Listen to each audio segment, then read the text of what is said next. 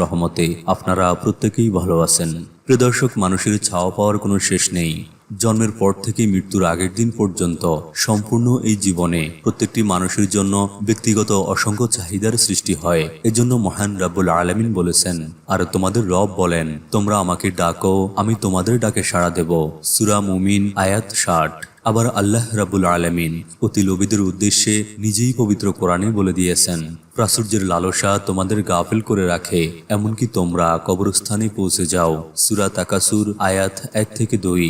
আল্লাহ তাআলা আরো বলেন, তোমাদের রবকে ডাকো বিনয়ী হয়ে, দীনভাবে এবং চুপে চুপে, অবশ্যই তিনি সীমা অতিক্রমকারীদেরকে ভালোবাসেন না। সূরা আরাফ আয়াত 55। তো প্রিয় দর্শক, মানুষের এই আরো চাই অর্থাৎ মানুষের ছাওয়ার কিন্তু কোনো শেষ নেই। আল্লাহ পাক নিজে মানব জাতির এই অভ্যাসের বর্ণনা করে বলেন, মানব জাতি আরো বাঁচবো, আরো খাবো, আরো চাই। অর্থাৎ আপনার যদি একতলা বাড়ি থাকে, আপনি চিন্তা করবেন যে আমি কিভাবে 2 তলা বাড়ি করব। আপনার যদি 5 তলা বাড়ি থাকে, তাহলে আপনার মাথায় ঘুরবে আমি কিভাবে 10 তলা বাড়ি কমপ্লিট করব। অর্থাৎ এই অপরিমিত ছাওয়ার কোনো শেষ নেই। এ বিষয়ে রাসূলুল্লাহ সাল্লাল্লাহু আলাইহি সাল্লাম বলেন, আদম সন্তানের পেট হচ্ছে পৃথিবীর সবচেয়ে দীর্ঘতম গর্ত। এই আদম সন্তানকে এক পৃথিবী পরিমাণ স্বর্ণমুদ্রা দেওয়ার পরে যদি বলা হয়, তুমি কি আর কিছু চাও, তখন সে বলবে, হে রব, দেওয়ার মতো আর কিছু আছে কি? জেনে রেখো, আদম সন্তানের পেট শুধু মাটি দ্বারাই ভরবে। এখানে মাটি বলতে মৃত্যুকে বোঝানো হয়েছে। বুখারী শরীফ হাদিস নাম্বার 6436, মিশকাত শরীফ হাদিস নাম্বার 5273, মুসনাদে আহমদ হাদিস নাম্বার 3401। তবে এটা সত্য যে মানুষ কবরে যাওয়ার পরে তার চাহিদার শেষ হয়। দুনিয়াতে যতদিন বেঁচে থাকে তার চাহিদার কোনো শেষ নেই, একমাত্র আল্লাহওয়ালা ব্যক্তি ছাড়া। এভাবে মানুষের চাহিদা ছাওয়া পাওয়া আজীবন চলতে থাকে। তবে কিছু কিছু লোক আছেন যারা কিনা আল্লাহর নিকট অতি প্রয়োজনীয় জিনিস ছাড়া অন্য কিছু চায় না। তারা অতি প্রয়োজনীয় জিনিসটাই শুধুমাত্র আল্লাহ রাব্বুল আলামিনের নিকট চেয়ে থাকে। তাদের যেটার প্রয়োজন সেটাই সে আল্লাহর নিকট চেয়ে থাকে। সে ভোগবিলাসে মত্ত হয়ে ওঠে না, কারণ তারা জানেন আল্লাহর সেই মহান বাণী। আল্লাহ তাআলা বলেন, তোমাদের ধন সম্পদ আর সন্তান সন্ততি হচ্ছে পরীক্ষার সামগ্রী মাত্র। সূরা আত-তাগাবুন আয়াত 28। সুপ্রিয় দর্শক শ্রোতা, রাব্বুল আলামিন দুনিয়া এবং আখিরাতে অর্থাৎ দোজাহানের যে কোনো ধরনের চাওয়ার জন্য তার মুখাফিকি হওয়ার উপদেশ দিয়েছেন।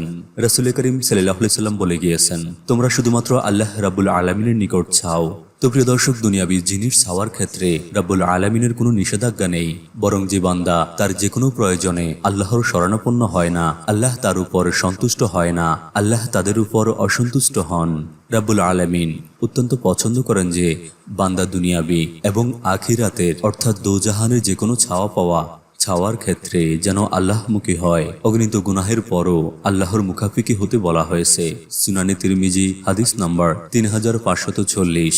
কোনো ব্যক্তি যদি কোনো কিছু চেয়ে সাথে সাথে পেয়ে যায়, তাহলে তার উচিত হবে আল্লাহর শুকরিয়া আদায় করা। আর যদি সাথে সাথে না পায়, তবে তার উচিত ধৈর্য ধারণ করা, সবর করা। কেননা আল্লাহর দরবারে কোনো দোয়াই বিফলে যায় না। হয় আল্লাহ তার সাথে সাথে দিয়ে দেন অথবা দেরিতে দেন, আর না হয় আল্লাহ বান্দার ধৈর্য পরীক্ষা করে থাকেন অথবা আখিরাতের জন্য উত্তম কিছু দান করেন। সর্বমুহূর্তে মনে রাখতে হবে, আল্লাহ রাব্বুল আলামিন যে সিদ্ধান্ত নেন সেটি সঠিক এবং সেটি আমাদের জন্য কল্যাণকর। তো প্রিয় দর্শক বৃন্দ, আসুন আমরা আল্লাহর দরবারে ছাই এবং সম্পদের মালিক হই। সুপ্রিয় দর্শক শ্রোতা, আল্লাহ তাআলা এমনটি বলেননি যে তোমরা আমার কাছে চাইলে আমি দিব না, বরং আল্লাহর কাছে যারা চায় এবং যারা আল্লাহর কাছে চাওয়ার মতো চাইতে পারেন এবং সেই চাওয়া অনুযায়ী পরিশ্রম করেন, তাহলে তারাই দুনিয়া এবং আখিরাতে অধিক কল্যাণকামী হয়, তারাই অধিক পরিমাণে লাভবান হয়। আজকে যদি আমরা আরব রাজ্যগুলোর দিকে তাকাই, রাব্বুল আলামিনের কাছে এবং অনেক বেশি মোনাজাতের বরকতে আল্লাহ রাব্বুল আলামিন তাদেরকে অসংখ্য খনিজ সম্পদ দিয়ে পৃথিবীর বুকে অর্থশালী এক জাতিতে পরিণত করেছেন। সুপ্রিয় দর্শক শ্রোতা, আজকে আমরা বিশেষ একটি আমল নিয়ে আলোচনা করব ইনশাআল্লাহ। আমলটি যদি নিয়মিত করতে পারেন, জীবনে কোনোদিন অর্থের অভাব হবে না, সম্পদের অভাব হবে না। আল্লাহ রাব্বুল আলামিনের কাছে চাইবেন, এই দোয়ার উসিলায় আপনার মনের ইচ্ছেগুলো, আপনার মনের চাওয়া পাওয়াগুলো জানাবেন এবং আল্লাহর কাছে চাইবেন। ইনশাআল্লাহ এই দোয়ার বরকতে আল্লাহ রাব্বুল আলামিন আপনার মনের চাওয়া পাওয়া, আশা আকাঙ্ক্ষা, ইচ্ছা ইত্যাদি আল্লাহ পূরণ করবেন ইনশাআল্লাহ। খালেস নিয়তে দোয়াটি পড়ার পূর্বে অবশ্যই বিজোড় সংখ্যায় দুরূদ পড়ে নেবেন। সেটা হতে পারে 1 বার, 3 বার, 7 বার ইত্যাদি। কারণ রাসূলুল্লাহ সাল্লাল্লাহু আলাইহি সাল্লাম বলেছেন, আল্লাহ বিজোড়, তাই তিনি বিজোড়কে পছন্দ করেন। বুখারী শরীফ হাদিস নাম্বার 2736। তো প্রিয় দর্শক, দোয়াটি হলো আল্লাহুম্মা আতিনা ফিদ দুনিয়া হাসানাতাও ওয়া ফিল আখিরাতি হাসানাতাও ওয়া কিনা আযাবান নার। অর্থাৎ, হে আল্লাহ, আমাকে দুনিয়াতে কল্যাণ এবং আখিরাতের কল্যাণ দান করো এবং জাহান্নামের আযাব থেকে আমাকে রক্ষা করো। হযরত আনাস রাদিয়াল্লাহু তাআলা আনহু বর্ণনা করেন, রাসূল করিম সাল্লাল্লাহু আলাইহি সাল্লাম অধিকাংশ সময় এই দোয়াটি করতেন। সুনানে আবু দাউদ অধ্যায় 2 হাদিস নাম্বার 1519। তো প্রিয় দর্শক শ্রোতা, জানার স্বার্থে, দাওয়াতি কাজের স্বার্থে ভিডিওটি অবশ্যই শেয়ার করে ছড়িয়ে দিন।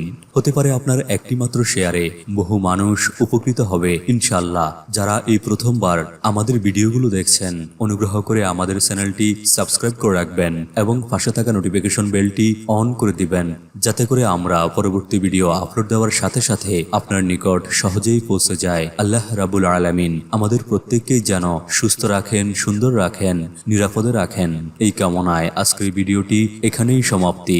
আসসালামু আলাইকুম ওয়া রাহমাতুল্লাহি ওয়া বারাকাতুহু। আল্লাহ হাফেজ।